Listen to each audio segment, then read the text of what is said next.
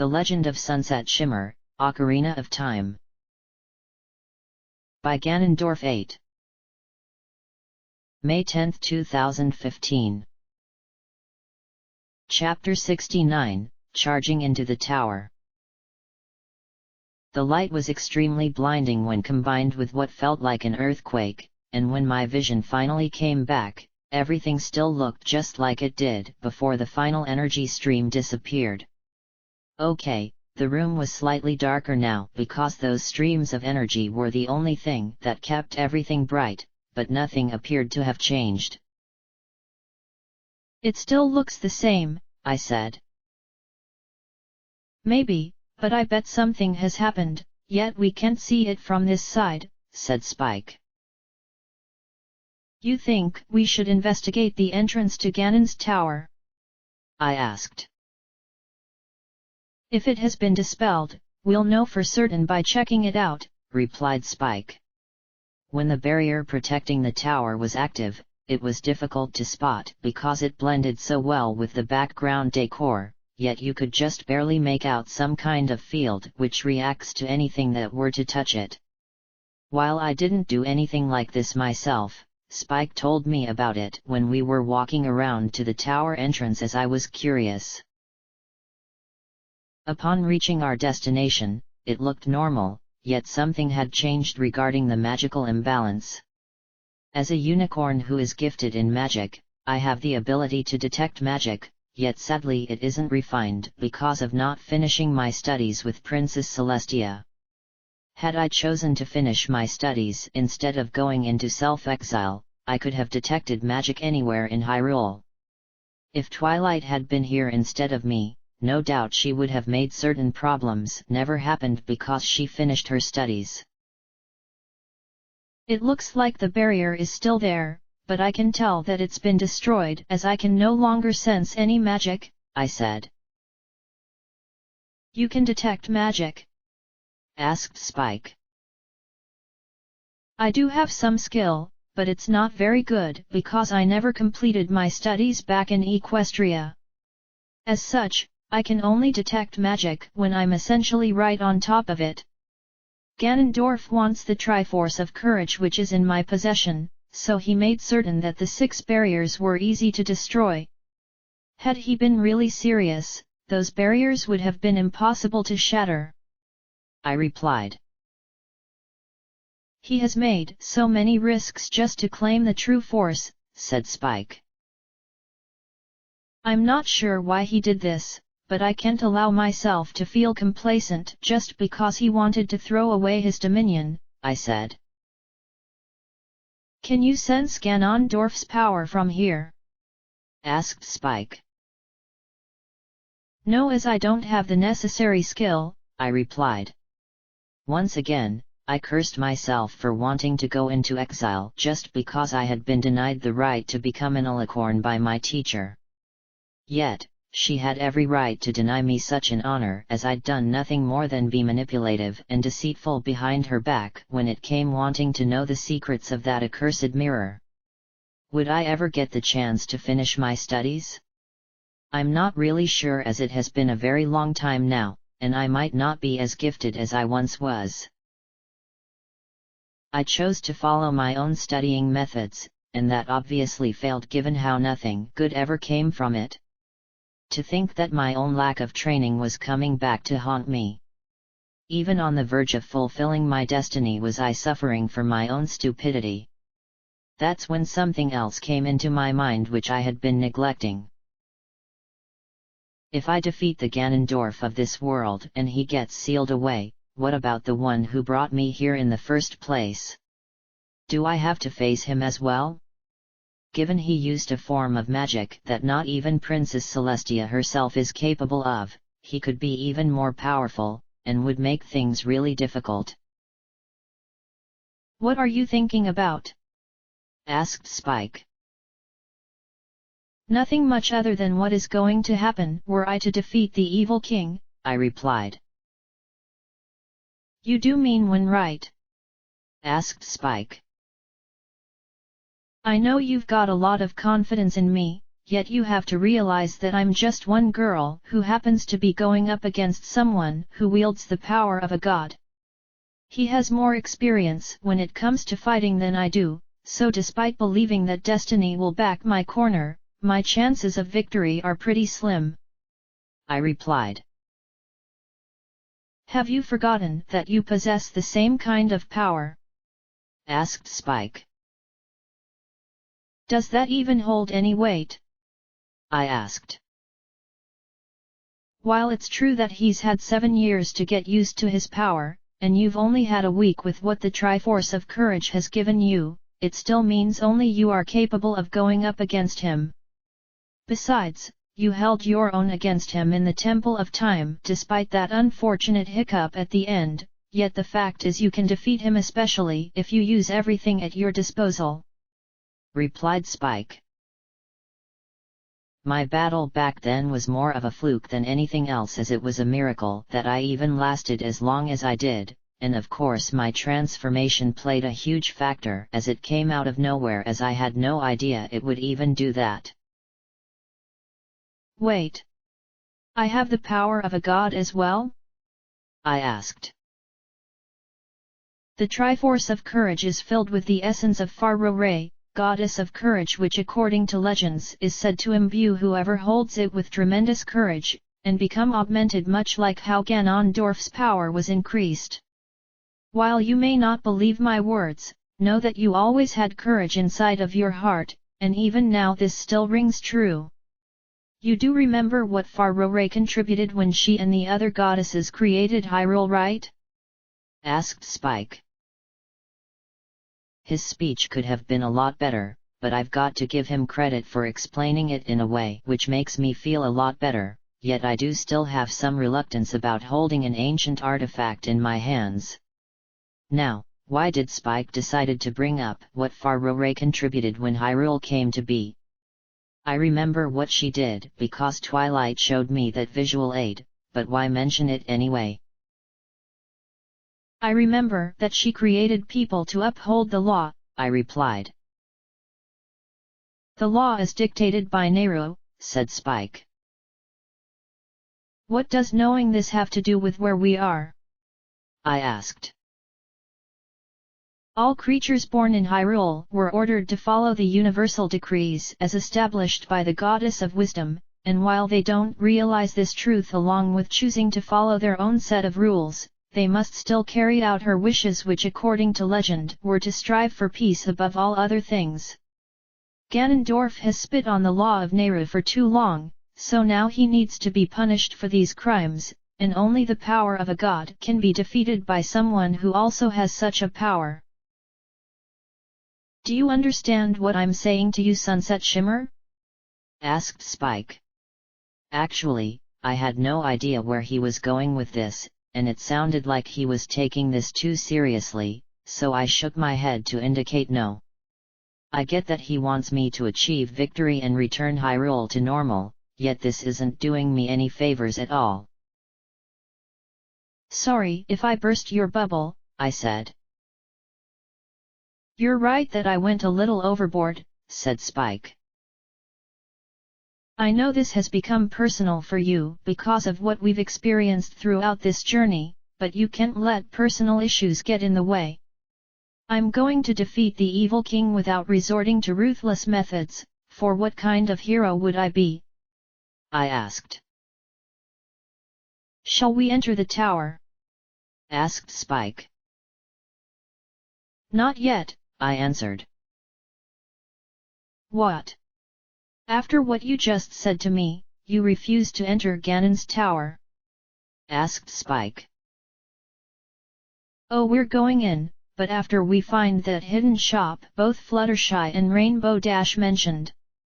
I could do with some supplies right now after what I used so far in the castle, and I need to spend all those silver rupees on something. I have no idea where this shop is located, but I'm sure we'll find it if we look around," I replied. Spike should have known I was going to go to this shop because of wanting to retain my comfort zone, yet I really had no clue as to where to begin looking. My friends didn't say which wall was the one I needed to find, so I'm going to be searching around for a while. We might as well get started with this, and it could take about an hour before we find what we're looking for. What are we looking for again? Asked Spike. A wall that has a slightly different color, I replied. That won't be easy because this area has gotten much darker since the barrier disappeared, said Spike. Which is why I said it's going to take about an hour, I said.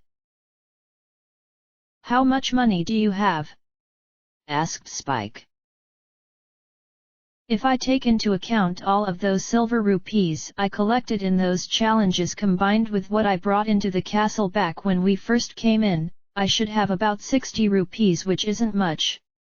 Why did you ask me such a question? I asked. No one among the tribes would be crazy enough to set up a shop in here, so I have a pretty good idea as to who may be running such a place, replied Spike. When I tried asking him what he knew about this hidden shop and its potential owners, he told me that I'll find out when we discover its location. I'm not sure why he wants to keep such information from me, but I guess I'll trust his judgment and see for myself.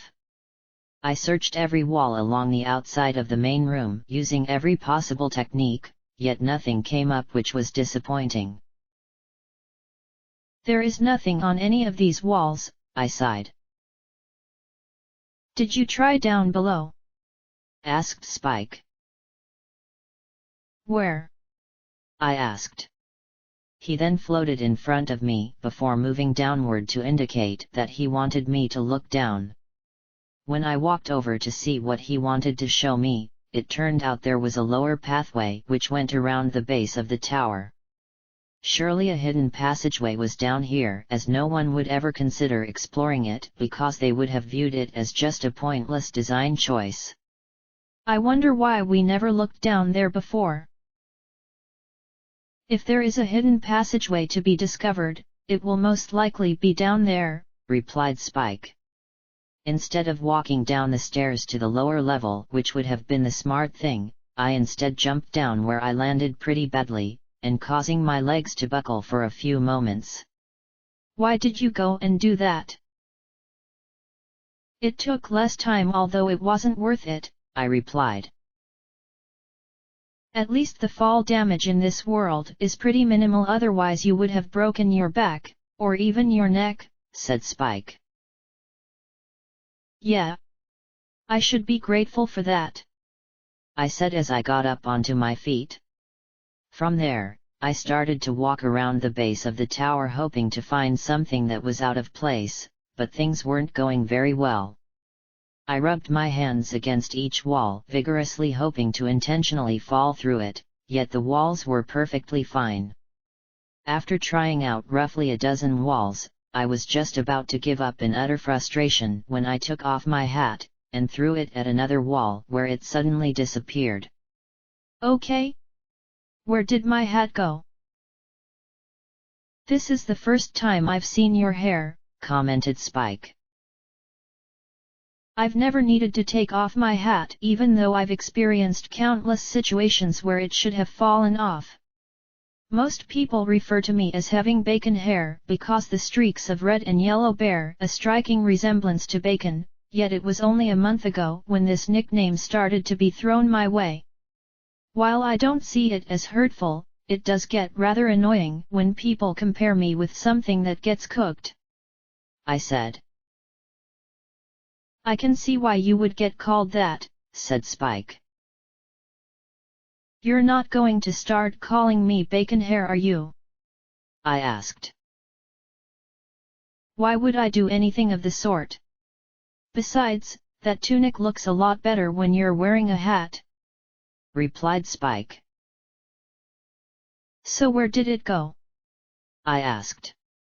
Feeling frustrated about losing my hat because I've worn it since the start of this journey, I decided to press my back against the closest wall I could find as a means of thinking about what happened, and then I suddenly fell through, where I landed hard on my back.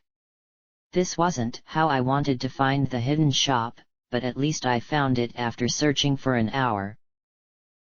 It had actually been more like 25 minutes. "Are you okay?"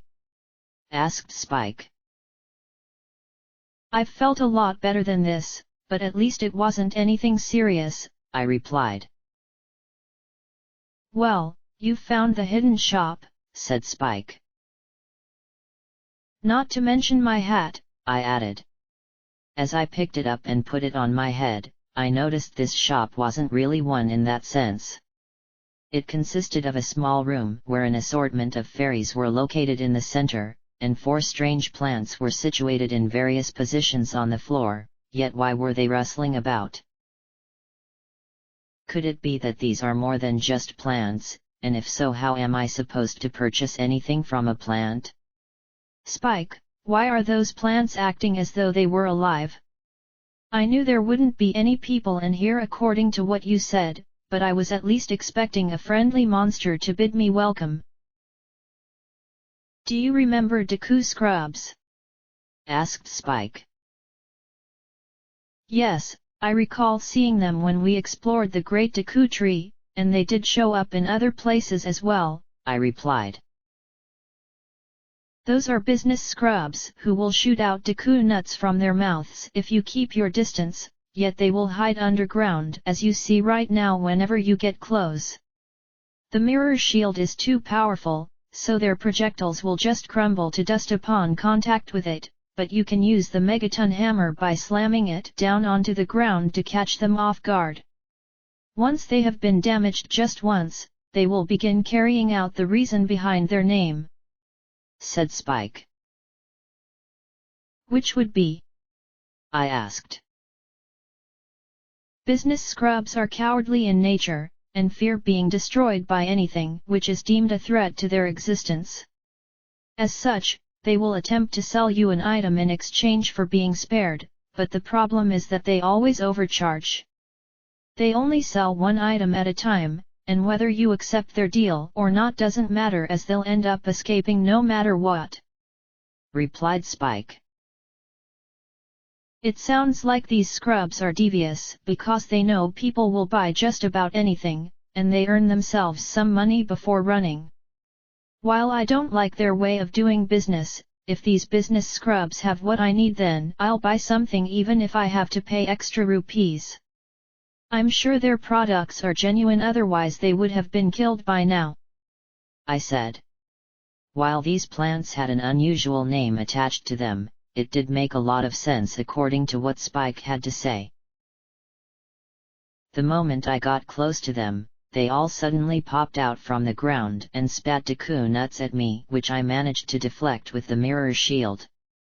The nuts crumbled because of how strong my shield was, and it looked as though they were preparing to continue the onslaught when one of them decided to speak out, which was surprising as I thought I would need to use the megaton hammer. For some reason, this one business scrub looked human rather than a plant, and then it hit me, for it was someone I recognized. It was none other than Ms. Chirilli, and to think that I would be encountering her this late on my journey, and like this no less. "That shield of yours is too much for our Deku nuts. We don't know how you managed to find this hidden shop of ours, but we won't allow you to walk away and report this to Ganondorf. If he discovers what we've been doing down here, our lives become forfeit, and I would prefer to keep mine intact," said Chirilli. "Why would I report something to him?" I asked. "Aren't you one of his servants?" asked Chirilli. "I came here in order to defeat the evil king," I replied.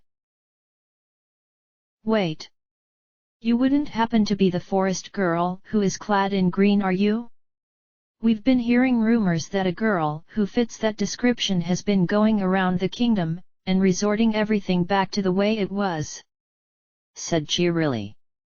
How did they know about such information despite being stuck here, or perhaps they only started this shop a short while ago?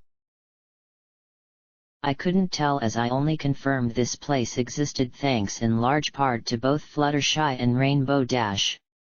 Something about this made me feel hesitant to trust these scrubs, even if one of them was a well-respected teacher at Canterlot High, yet I needed some more supplies as I am starting to run low. I am the one you heard about, I said. You've certainly got the appearance of a full-fledged hero, that's for sure, said Cheerilly. Something like that, I said. There was just something about them which was making it difficult for me, and I suspect it was their choice of words. Despite this one scrub being Ms. Cheerilly, her words belied her honesty while her face provided truth. I needed to find a means to determine if I could trust them, and I was in a good position to take care of them should they choose to backstab me. That's when I got an idea which revolved around what she said regarding the description about me. You said you've been hearing talk about me via rumors and hearsay, which prompted you to say what you just did? Sorry if you think of me as being rude and all, but I'm not sure I can accept such an answer. That's not at all surprising given how so many look down on us Deku scrubs. We business scrubs choose to aid people in exchange for our own freedom, and yes, that does sound rather hypocritical. You don't need to trust me because I've probably given you a poor reception, but please don't judge us just because of how the other tribes view us, said Cheerilly. You avoided answering my question, I moaned. That wasn't a good sign, mind you, for it made me suspect that this business scrub was trying her best to lull me into a false sense of security, or maybe I'm just looking into this too much. Sorry about that, so let me explain. We Deku scrubs needed to serve Ganondorf because it would give us respect according to what our superior brethren said, but the four of us came to the conclusion that serving such an evil man was too much for us to bear. So we decided to set up this shop in case anyone came here hoping to bring him down. It's been a few months now since we started selling our wares, and you're the only person who has paid us a visit, said Cheerilly. If he discovers you doing this, then he will kill you, I said. Better to die doing the right thing rather than doing nothing. You can blame our leader, the Deku King, for choosing to align our people with Ganondorf because he believed it was the best thing for us. Many scrubs were against the idea as we couldn't trust someone who killed all of his followers so that they couldn't bask in the glory of having conquered Hyrule. Of course, our king refused to listen to such concerns, and declared scrubs who were against the idea as being traitors, replied Cheerilly. This was something which I never knew about before, and I had been told he took over Hyrule Castle by himself. Maybe these followers wanted to attack the castle alongside him, yet he felt they no longer served any purpose, so he killed them personally because of wanting to be the sole ruler. That does reiterate what Rainbow Dash said about how Ganondorf killed people, and I guess it also included those who trusted him to bring them the kind of glory they've been wanting for ages. I needed some more confirmation, so I asked Ms. Cheerilly to elaborate on what she meant about. Many Gerudo traveled with him to Hyrule Castle in the hopes of getting to attack those who lived there as retribution for the mistreatment they suffered, yet he wouldn't have any of it, and killed them all in cold blood. I've heard some of his people wanted to know what happened to those who went with him, and his response was that they died at the hands of Hylian soldiers who showed resistance. They believed him? I asked. When you're the king of your own people, you can pretty much do whatever you want as your people worship you. The Gerudo chose to accept his version, and they essentially forgot all about it apart from having a funeral for those who died. Our king believes we'll be fine because Ganondorf would never kill those allied with him, yet he would kill anyone if they were deemed useless in his eyes. Our king trusts the evil king, and believes he has earned our people a glorious future. Such a fool he is for believing that. replied cheerily. Trust is something I know pretty well, for I had to earn it after I was defeated when I became the she-demon. It took me a long time to earn the trust of the entire student body, and my friends after that one debacle which occurred at Christmas, so I felt bad about how I wasn't giving these business scrubs a chance, all because I believed they wanted to trap me. It also shows they had no choice but to take orders from Ganondorf, as their king blundered into an alliance which appears pretty one-sided. These four have suffered plenty because of having to give up everything they had as members of their own tribe, and start a life where being discovered will ensure their death is quick and merciless. I know now that I can trust them, as anyone who has endured this much have strong hearts to want to do what they believe is right. I plan on defeating him, I said. If you believe your own bravado, then purchase some of our wares if you feel the need to stock up on supplies, said cheerily. I'm determined to go through with this, and how did you know I needed to buy something? I asked. For one thing, I can see your quiver has no arrows whatsoever. Also, why else would you come into this little nook if you had no plans on buying anything? I doubt someone like you has the time for a conversation, especially with a bunch of scrubs like us. Now then, I'm going to guess you're lacking in rupees, so we'll sell our wares for a much lower price than usual just because we're feeling extra nice today. Normally, we would be charging quite a large sum, as what we have is legitimate in case you were concerned, but we'll slash the values down by over 75%. If you happen to have some Deku nuts and Deku sticks on hand that you no longer want, replied cheerily. I've got about 10 or so Deku sticks which I can't even use as I'm too old for them, and as for Deku nuts, I should have around 40 of them due to collecting quite a lot of them back in the Kokiri forest, I said. Then please enter our shop and see what we have available for your needs, smiled cheerily. While I thought it was odd that they wanted nuts and stick as opposed to rupees, if I can get what I need without needing to scrounge up money by leaving the castle for an undisclosed period of time, I can enter Ganon's tower without any delay. It seemed cheerily and her fellow scrubs were selling arrows, red potions, green potions, and bombs, with those fairies just being there for a good convenience.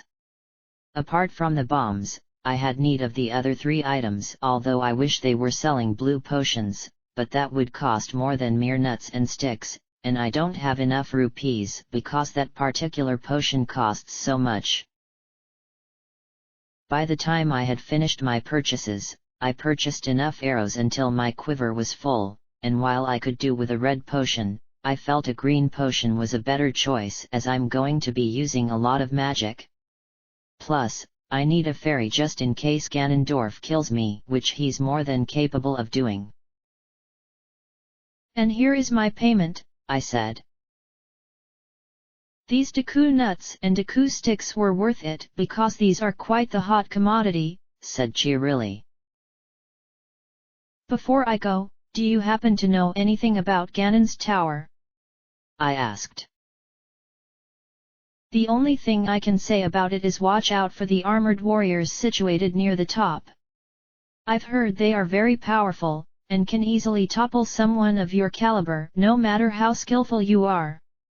Those potions of yours are probably going to be used up against them, so if you have need of more, then you can come back down here. I'm not sure how you plan on purchasing additional potions given how you've run out of rupees, but we can make some kind of deal work for you, replied cheerily. Thanking her for everything, despite how we had some communication problems at the start, I left the hidden shop, although I had a feeling I'll be coming back because I've got an idea as to what she meant about armored warriors. She sounded like she was talking about iron knuckles, I said. If any of them are guarding one of the upper levels of the tower, then you will need to use some of those potions because they inflict a lot of damage. I know you have that defense enhancement from the Great Fairy of Courage which has been useful so far, but that doesn't mean you're invincible with its sunset shimmer. Fighting an iron knuckle is hard enough as it is, but having to deal with 2 or more of them at the exact same time is nothing short of a battle of endurance," said Spike. "Guess we were right about the tower having his strongest servants waiting," I sighed. "He left them there to serve as a final test," said Spike. "So does that mean what we experienced throughout the castle was nothing?" I asked. "Other than Ganondorf wanting to be amused," replied Spike. "Now why does that remind me of something?" I said to myself. It took me a moment to remember that the reason why I was placed into this video game along with everyone else I know is because the real Ganondorf wanted to be amused at my suffering. Since I've been beating myself up over my troubled past along with experiencing events that reminded me of what I used to be like, he's probably been laughing about it this entire time, and in truth I could have stopped acting in such a manner. Thanks to being on this journey, there are many aspects about my life which I've overcome because of accepting things, yet there were some issues which still need a resolution, but how I sort those out will depend on the decisions I make in the future.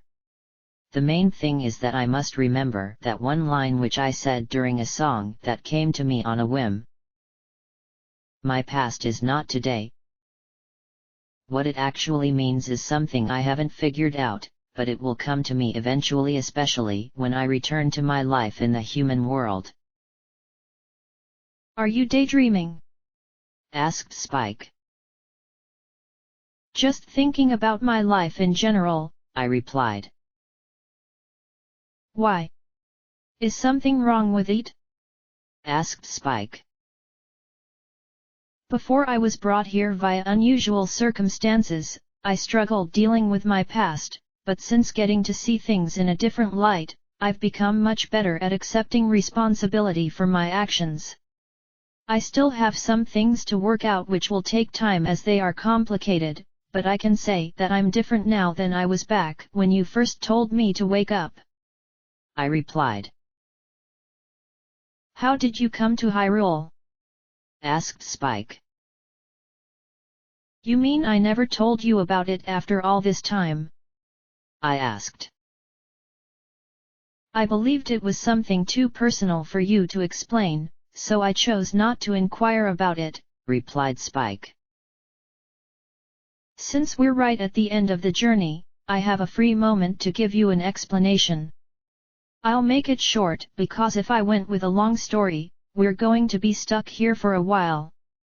Anyway, I was having a sleepover with my friends, or rather I should say a gathering where we talked about all manner of things. Rainbow Dash had something which represented this world, and she wanted us to experience it although she chose to hog it. Just when it looked like it was going to be a perfect evening, Ganondorf appeared before us where he desired to see me suffer. He sent us into this world where I was the only one who retained memories of the human world, and my magic from Equestria became available," I said.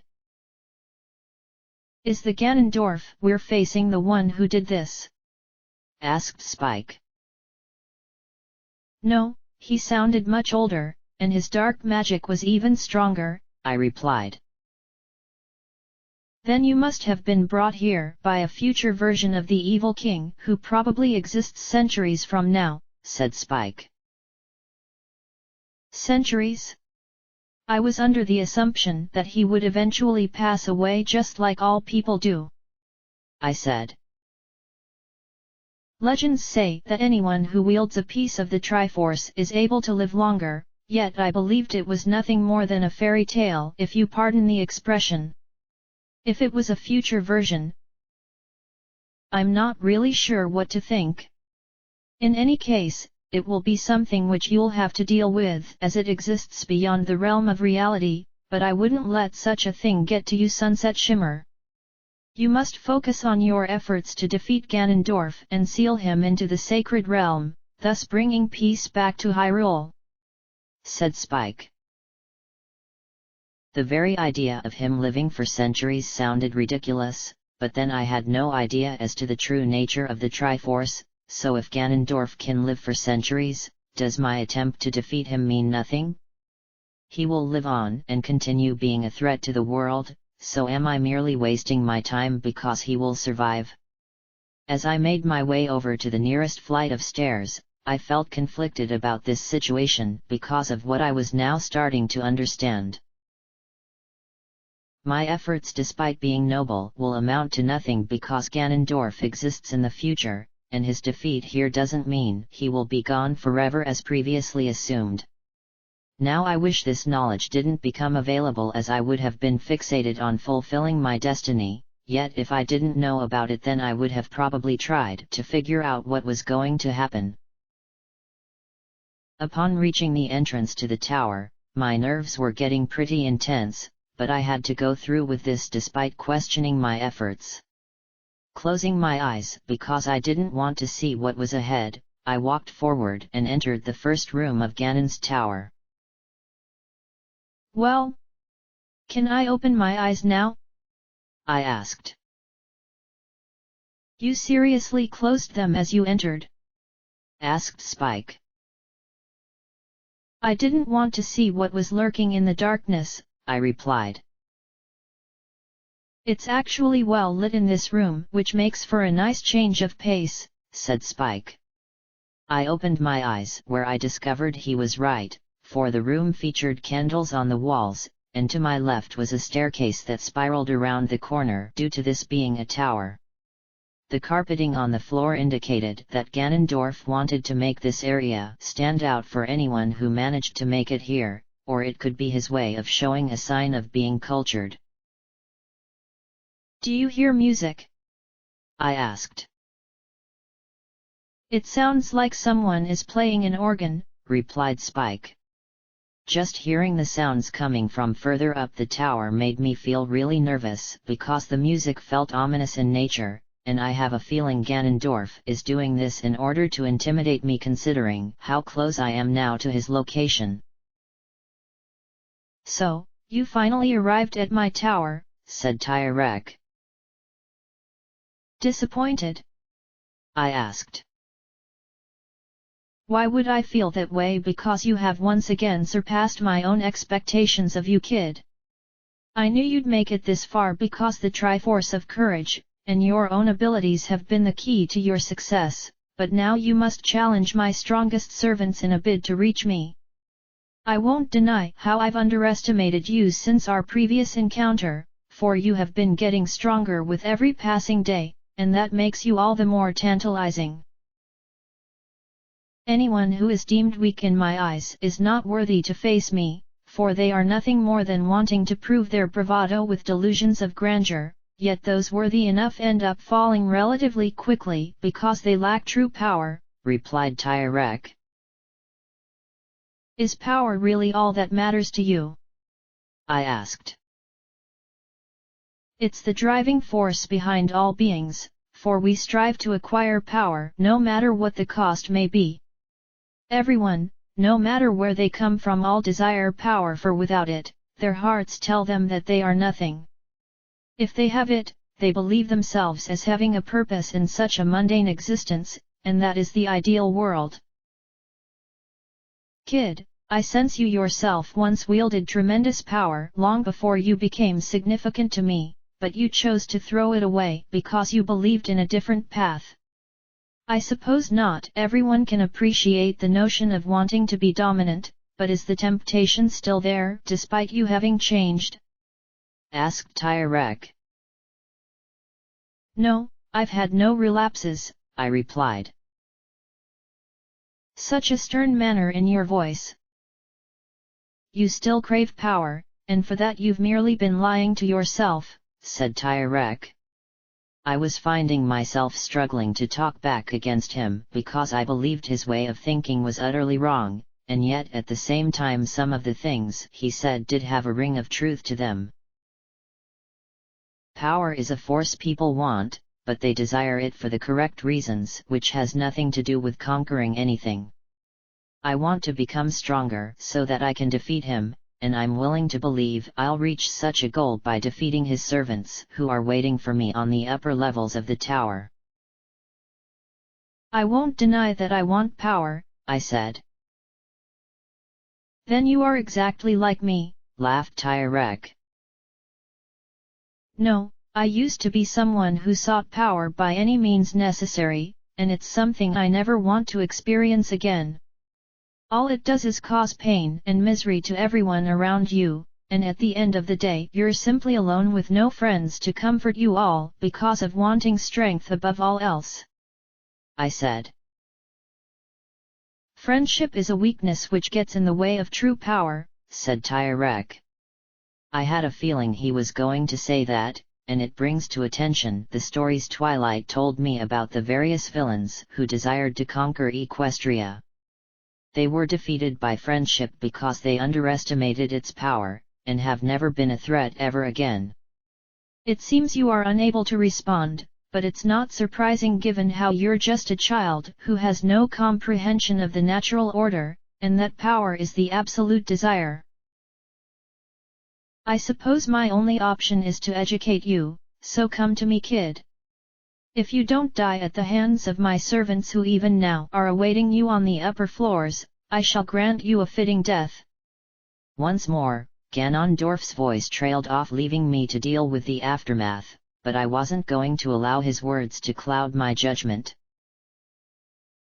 Let's go, I said. Guess his words encouraged you, said Spike. You could say that, I said. As I started to run up the stairs, I quickly came to a stop because there was an assortment of fire keys flying about near a torch which looked strange at first, but I remember that when they lose their flames, they become regular keys, and regain their flames when either attacked by fire, or plunge themselves into an area that produces fire. I had no intention of letting them burn me, so I took out the fairy bow, and began firing arrows, picking them off one at a time before they knew what was going on. As each one fell and burned up in their own fire, they left behind green rupees which were worth 1 apiece, and I made sure to collect them as I could use them to purchase something at the shop. Once all of them were gone, I kept on walking until I reached a door. This is rather fancy looking, which again makes me think that Ganondorf wants to showcase his sense of culture. I can sense a strong enemy behind the door, said Spike. Guess we might as well go through, and see what we're fighting, I said. Opening the door, and entering the next room, I came to a stop once again as the door closed with iron bars, which meant I was trapped until I've defeated the monsters. Standing in front of me were 2 Dinolfos, but something was different about them compared to what I encountered in the Gerudoa's training ground. Is it just me, or do these 2 look different and seem stronger? They have different colors, and I can sense a strong dark aura coming from them. It's possible they could inflict even more damage, which would negate your defense enhancement, but I'm sure they have the same stamina. Be careful, Sunset Shimmer, for Ganondorf has really stepped up the difficulty with stronger versions of already powerful monsters, replied Spike. The Dinolfos then noticed me, and began running towards me with their speed being like the ones back in the training ground, so at least I don't have to worry about having to block attacks in a rapid-fire manner.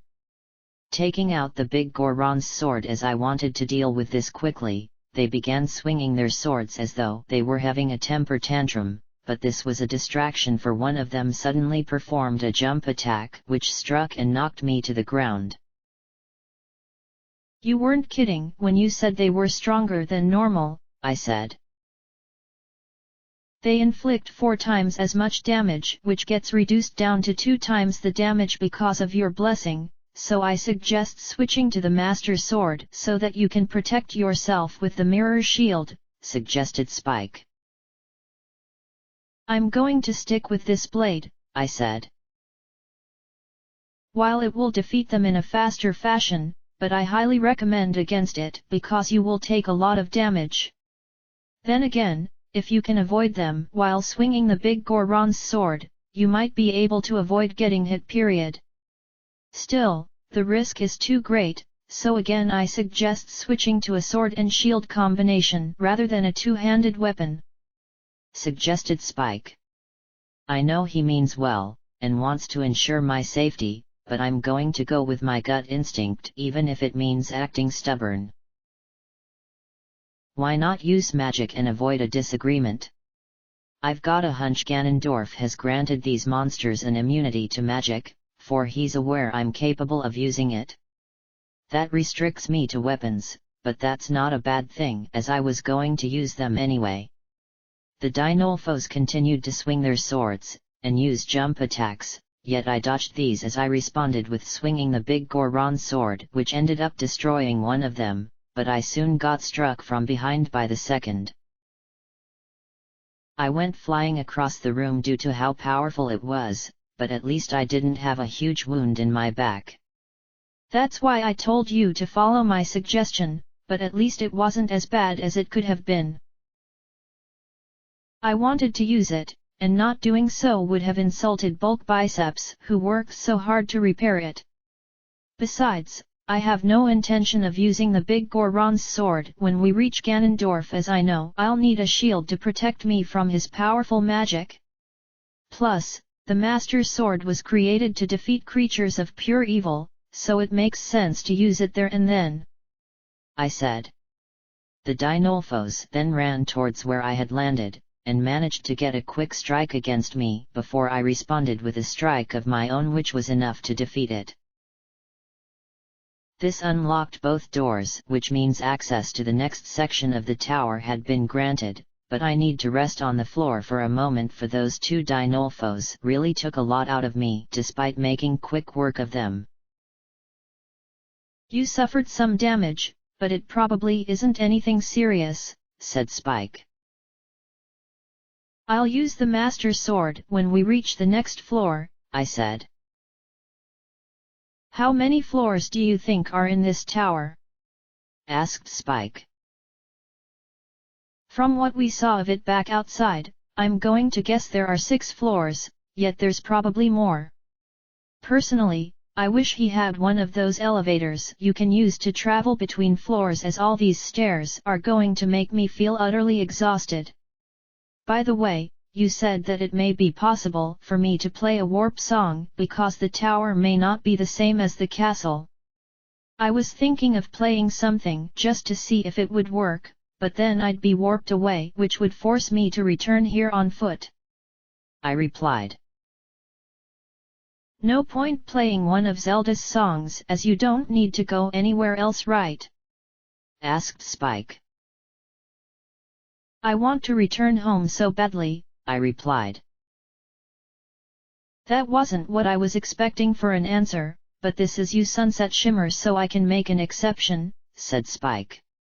I was so close to completing this journey and getting to go back home, my mind was showing me all kinds of images of the human world. Who knows how long I've been away, and for that I have a longing to see it again as it feels like forever.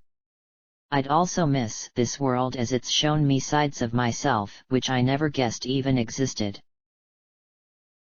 The real Ganondorf may have intended for me to suffer, but I think he had no intention of seeing me embrace my new appreciation of life in general.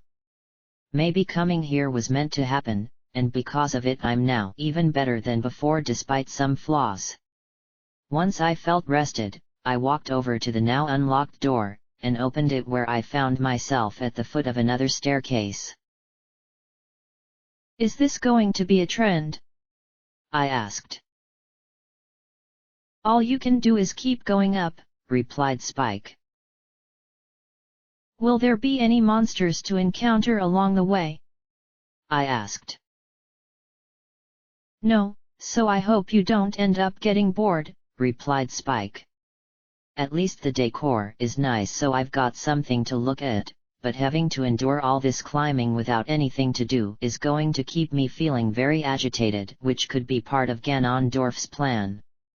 He knows my emotions are sensitive, so this could be his way of making me lose control which would result in my transformation, and become vulnerable to dark temptations. Looks like I'm going to have to grin and bear it by climbing up what could be an endless flight of stairs. Walking up the stairs was pretty boring, especially when I had nothing I could talk about, but luckily I was spared any real doldrums as a door could be seen ahead. Now that wasn't bad, was it? That was pretty boring, I replied. At least we got to a door before you could lose your mind, said Spike. I should be happy, but because there's a monster on the other side, I'm not in a celebrating mood, I moaned. Entering the next room, it was rather dark despite there being candles, although something bright was shining in the center, and it turned out to be a circle of fire which looked out of place. A big treasure chest could be seen inside of the circle, but I didn't see any switches, so how am I supposed to gain access? That looks like a gold and blue ornate chest which we've seen in the temples, so does that mean there is a giant locked door up ahead? That is definitely a boss key chest, but why would Ganondorf even consider something like this? Asked Spike. I don't know, but I've got this feeling we need to get the contents of that chest, I replied. There's a presence around here, for both doors have been sealed shut, and I have no idea what you'll be fighting, said Spike. Since he told us that his most powerful servants are guarding the different levels of the tower, it's easy to figure it out based on what monsters we've seen thus far which were declared to be strong. Those Dinolfos were dangerous despite not being defensive, yet I struggled with both encounters, so if I take a look at creatures I had trouble dealing with, that eliminates all but the best, I said. I hope you know what you're talking about, as I sure don't, said Spike. Aside from Iron Knuckles and Dinolfos, the only other powerful monster which comes to mind is a Stalfos, I said as I cut myself off upon realizing I had to deal with them again, and sure enough 2 of them popped up from behind the circle of fire. Much like the Dinolfos before, these 2 Stalfos were colored differently from what I've come to know, so that means they're stronger than usual. As soon as they spotted me, they began to move forward, and something suddenly came at me from out of nowhere which sliced me across my shoulder, causing me to clutch it in pain. What in the world was that? One just threw its sword at you, replied Spike. That's rather stupid, as now it has nothing to fight with, I said. Actually, it still has its weapon because throwing in Hyrulean logic means doing so via magical means, said Spike. Now I have no idea what you're talking about, I said. In an ancient past, Stalfos were capable of throwing their swords while still holding them, said Spike. That didn't make sense, but I suppose this is the reason why they are stronger. They then began to toss their swords in a barrage where I raised the mirror shield to deflect as many of them as possible, but this was preventing me from attacking.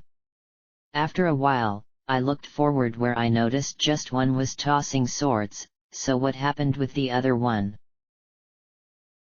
My answer came as it tossed its sword from another angle where it struck me in the side with a sickening thud, and then it performed a jump attack, knocking me back towards the door before it jumped backwards. The wound wasn't too deep, so I could keep going, but then more swords came my way, and I dropped to the ground where they flew over my head, although a few did clip my hair. This is really difficult, I said. As long as they keep throwing their swords in an erratic pattern, you can't get close to them, said Spike.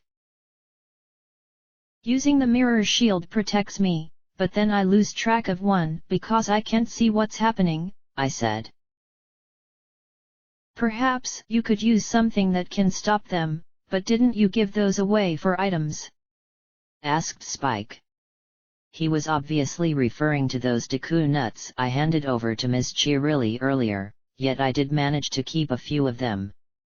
The problem was getting close enough because I doubt they were going to give me many opportunities, so secreting a deku nut in my left hand, which was my shield arm, I moved closer to one of the Stalfos, who proceeded to swing its sword in a crooked fashion.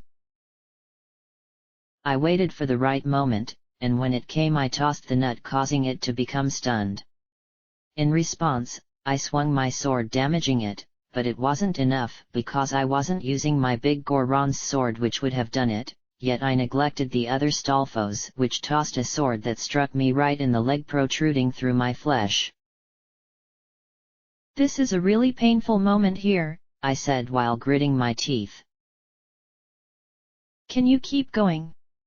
asked Spike. "Yeah, but I'm not sure for how much longer," I replied. "Use one of those blue potions," suggested Spike. "I'm seriously considering just that because these two have been giving me a hard time," I said. While there was no sword sticking through my leg, the wound was quite serious, and bleeding at the same time, meaning I had to finish this quickly so that I can address the wound before it gets worse. The Stalfos then resumed throwing their swords where I was forced to defend again, but I noticed one was jumping to my left in an attempt to inflict a sneak attack because of being distracted. I lowered my shield to intercept this one, and I ended up getting struck in the back by the thrown swords of the other one.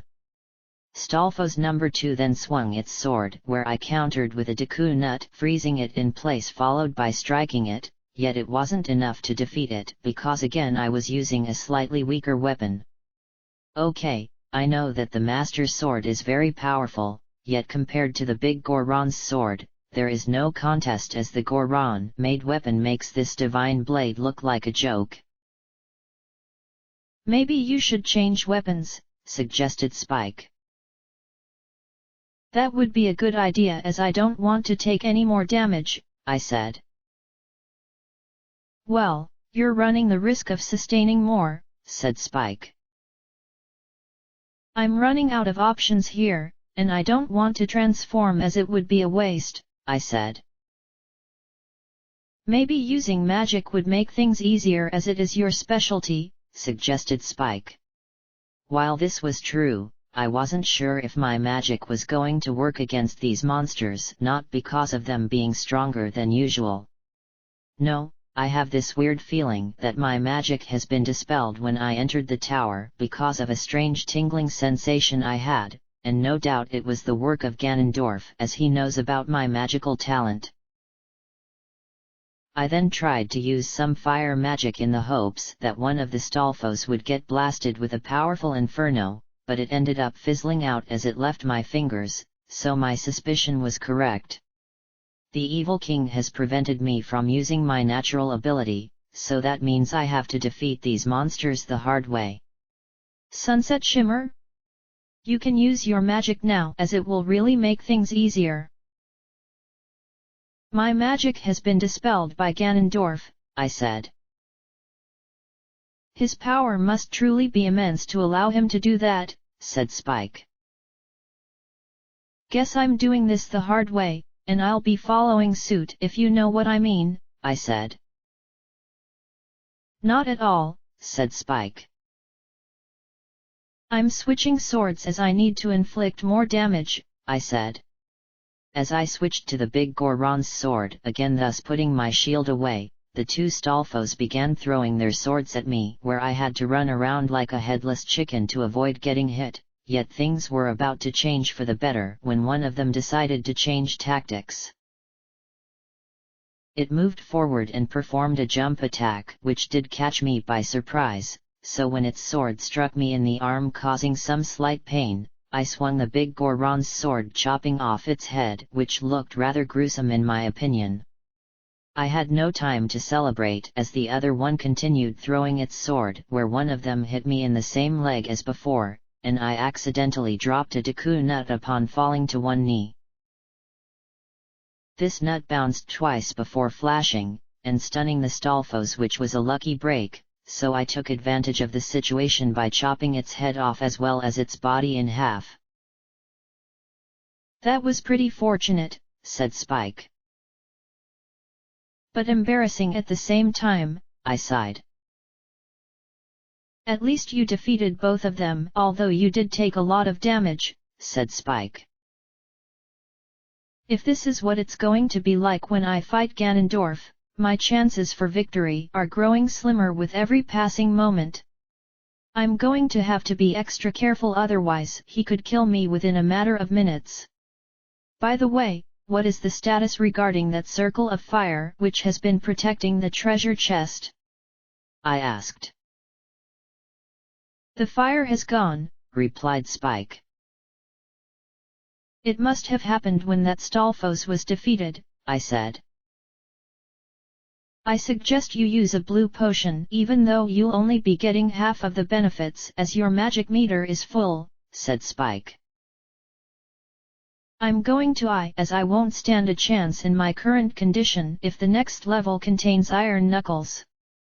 Fighting one of them was difficult enough, but dealing with two of them is going to be nearly impossible unless I transform.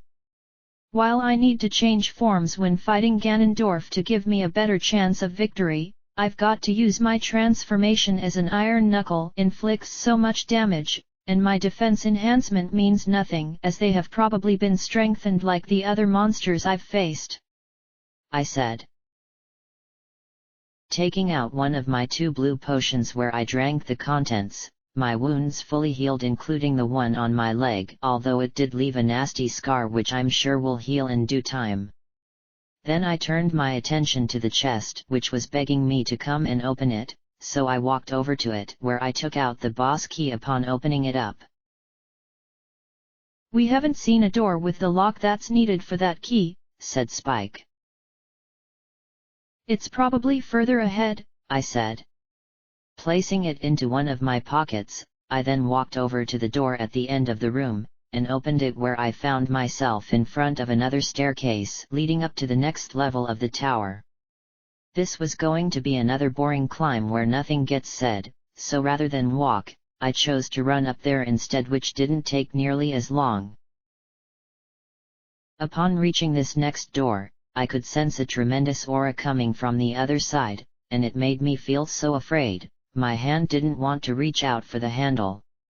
Spike, I know there are extremely powerful monsters in this next room, yet I'm too scared to enter because of what is waiting for me. I have a feeling those iron knuckles will kill me, and at the last hurdle no less of my journey. Don't allow your fear to control you, said Spike. You know what happened when I faced the ones in the Spirit Temple, I said.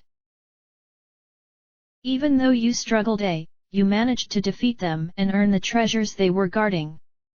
You even defeated a special version, freeing Neburu in the process, who is grateful to be herself again, so the idea of you being afraid is laughable.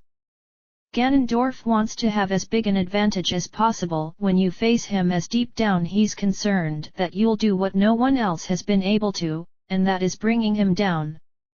If you show signs of weakness now, he'll just walk all over you without needing to try, said Spike. If he kills me, then this world is doomed, and I'll never go home, I said. Then you know what you must do, said Spike. Now this was a pretty good pep talk coming from him, and it gave me the confidence to continue, so I entered the next room where sure enough, 2 iron knuckles were standing side by the other door. Neither of them were moving, but I knew they were powerful, as the aura coming from their bodies was enough to knock me over. They have larger axes, I commented. Not to mention flowing capes behind their backs, added Spike. Both are red in color, which is a sign that Ganondorf has made them stronger, I said. You should transform now before they take notice and start to move towards you, Sunset Shimmer, for while they aren't sitting down on thrones, they are active despite being still as statues, said Spike.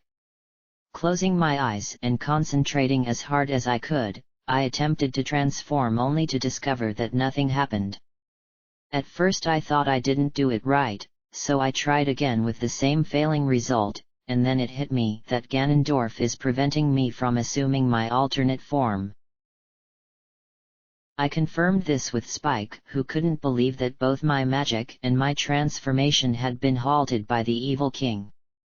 That means you'll have to defeat them using your swordsmanship like you did before, so I hope you're ready for this challenge. I'm sorry about this, as I didn't think he could do such a thing. Neither did I, but he probably can because of the Triforce of Power, I said. You might have to fight both at the same time, said Spike. I hope not, as that is tantamount to suicide given how one is pretty strong on its own, I said. Unfortunately, luck decided to turn against me, for at that very moment, both Iron Knuckles started to walk towards me at their slow pace, and the power radiating from them was really affecting me. These two must be elite servants to have this kind of power, and somehow I have to overcome them if I want to reach Ganondorf. If I don't find a solution quickly, this is going to be my final battle before it even actually happens. To be continued. Chapter 70, The Final Showdown Between Light and Dark.